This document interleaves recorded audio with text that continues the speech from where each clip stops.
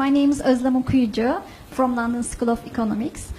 First of all, I would like to thank you for your speech. I'd like to ask a question about the crisis in Syria.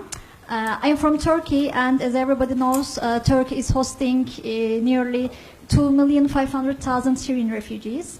And some Turkish people are criticizing Saudi Arabia on the grounds that Saudi Arabia isn't accepting refugees and it isn't doing enough for refugees as a rich country.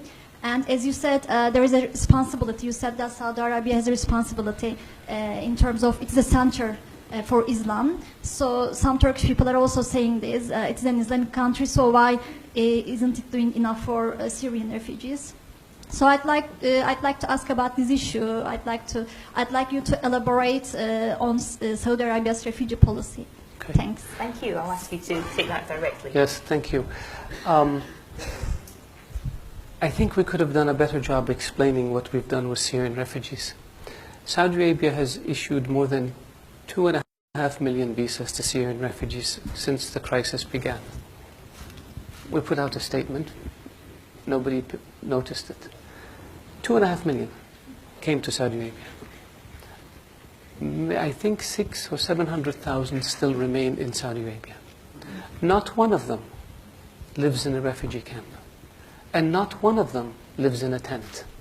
Because the custodian of the two holy mosques ordered that all Syrians who come to Saudi Arabia be provided residency permits so they can send their kids to school, so they can have access to medical care, and they can have access to social security, and they can get a job. We don't have one Syrian. Of all the Syrians who came to Saudi Arabia, 2.4 million, not one of them lives in a tent. And the same thing we did with Yemenis. Since the war in Yemen began, almost 1 million Yemenis came to Saudi Arabia as refugees. And the same policy was applied to Yemenis. Not one of them lives in a refugee camp, and not one of them lives in a tent. And we don't brag about it, and we don't put TV cameras in front of them, because that, to us, is what our culture is all about. These people came because their homes were devastated.